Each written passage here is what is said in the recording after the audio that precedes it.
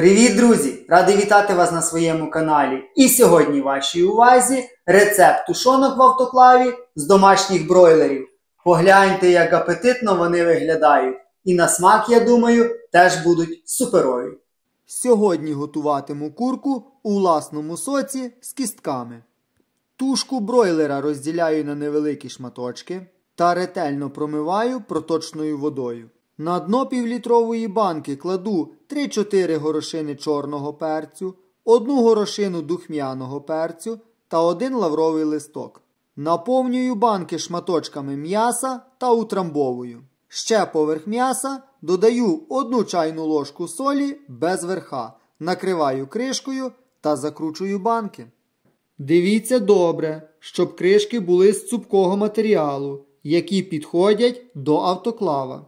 Бо якщо ні, то після закінчення стерилізації вони можуть бути деформовані, покручені чи піддуті догори, чи взагалі зірвати кришку. Тому варто на це звернути увагу. Я протягом 3 автоклавувань використовував кришки від різних виробників, тому маю з чим порівняти. А які кришки використовуєте ви? Чи може хтось із виробників кришок бажає похизуватись якістю своєї продукції? Пишіть, протестую. Автоклав завжди встановлюю на табуретку чи якесь підвищення, тому що після закінчення стерилізації з нього буде легше зіляти воду. На дно автоклава перед кожною стерилізацією потрібно кидати 1 столову ложку лимонної кислоти. Це є дуже хороший варіант, щоб зберегти тен від накипу, який буде утворюватись від жорсткої води. Тому, якщо хочете продовжити хороше нагрівання автоклава, додавайте лимонну кислоту. Далі встановлюю ось такі 2 підставки під банки, які також виконані з нержавіючої сталі, як і автоклав. Після чого встановлюю усі банки в автоклав. В даний автоклав має влазити, згідно інструкції, 24 півлітрових банок, тобто 3 ряди по 8 банок. А мені, чисто випадково я це замітив, вдалося вкласти 9 банок в перший ряд і 9 банок в другий ряд, а в третій 8 банок. Тому сьогодні цей автоклав у мене помістилось 26 півлітрових банок. Подивимось, що з того вийде. Далі заливаю в автоклав воду кімнатної температури. Заливайте воду так, щоб вона покрила банки на 2 см і не більше. Наголошую, не більше 2 см. Тому що, якщо ви налєте повний бак води і гільза термометра буде у воді, то це призведе до аварійної ситуації. Вода при нагріванні розширюється та створює надлишок тиску, після чого спрацює аварійний клапан і ви втратите усю консервацію. Тому віднесіться до цього етапу відповідально. Далі встановлюю кришку та закручую її болтами. Болти потрібно прижимати за допомогою ключа хрест-навхрест, тобто по черзі з протилежних сторін. Це робиться для того, щоб не було перекосів в момент затягування. Далі відкриваю шаровий кран, відкручую ковпачок на ніпелі та компресором накачую 1 атмосферу. 1, не більше і не менше. Можна накачати і насосом. Після чого закручую ковпачок і перекриваю кран. З гнізда дістаю біметалічний термометр і вставляю температурний датчик від блоку керування. Вилку шнура від автоклава вставляю в блок керування. Це теж важливо. Нічого не переплутайте. А терморегулятор в розетку. За допомогою цих 2 крутілок потрібно виставити час та температуру стерилізації. Я виставляю 35 хвилин та температуру 110 градусів Цельсія. І все, загорається індикатор червоного кольору, нагрів. Автоклав почав набирати задану температуру. У мене сьогодні він набрав задану температуру 110 градусів Цельсія протягом 1 години 50 хвилин.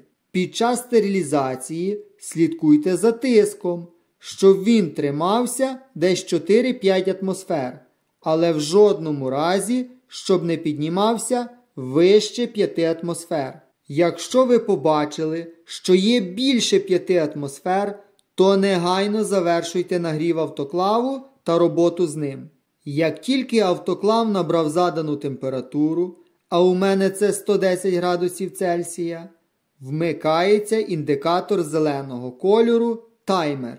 Після чого на табло почергово починаються змінюватись цифри час стерилізації в зворотньому відліку у хвилинах та температура. Все, час вийшов. На табло засвітився напис «OFF», що свідчить про закінчення стерилізації. Від'єдную терморегулятор з розетки, а також температурний датчик, а в гніздо вставляю біметалічний термометр. І чекаю до тих пір, поки температура в автоклаві не опуститься до 30 градусів Цельсія.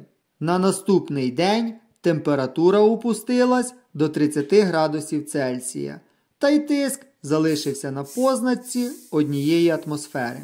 Далі відкручую ковпачок та відкриваю кран. І за допомогою сірника повільно випускаю усе повітря з автоклава.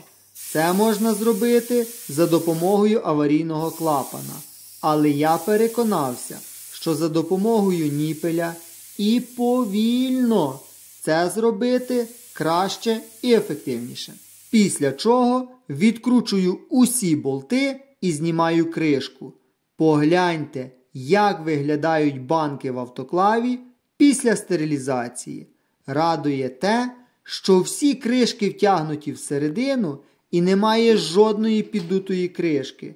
І погляньте, який гарний зовнішній вигляд тушонки в банці. І щоб не льопатись у воді, дістаючи банки, я приєдную до зливного крана шланг і усю воду зливаю у відро. Після чого дістаю усі банки та витираю їх ганчіркою. Також мию автоклав ще ось такою щіткою, протираю тен та насухо витираю рушником. Таким чином готую його до наступної стерилізації. А зараз відкрию банку і покажу зблизька і в тарілці, як виглядає тушонка.